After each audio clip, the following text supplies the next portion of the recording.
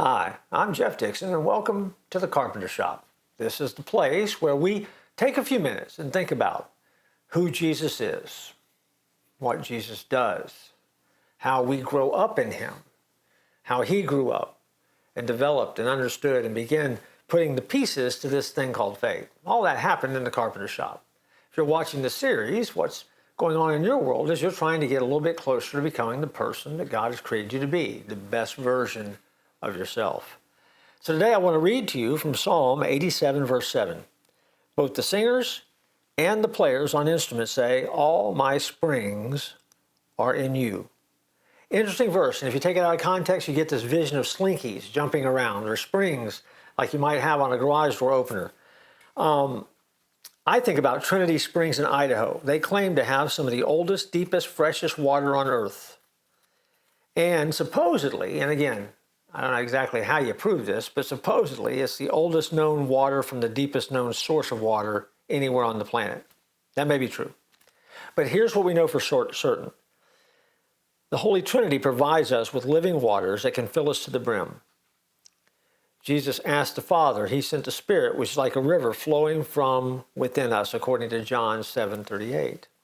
And we're called to be filled with the Spirit, meaning we should yield every part of our lives to Jesus Christ. And as we do, we find that the Spirit begins to grow in us and develop his basic character.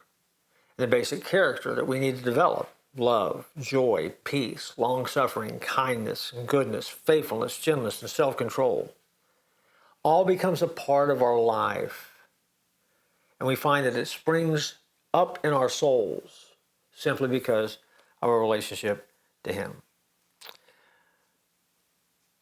Many of us spend way too much time moving through life dry and thirsty simply because we have not allowed God to work in our lives like he desires to work in our lives. God's a gentleman. He doesn't tend to push beyond where we want him to be. He doesn't tend to force his way in. But what he asks of us is to put faith in him, to trust him, and allow our lives to look more like his each and every day. A spring that wells up within us. A spring that flows with the things of God. That's my hope for each one of us. It's my hope for you as you move through this week.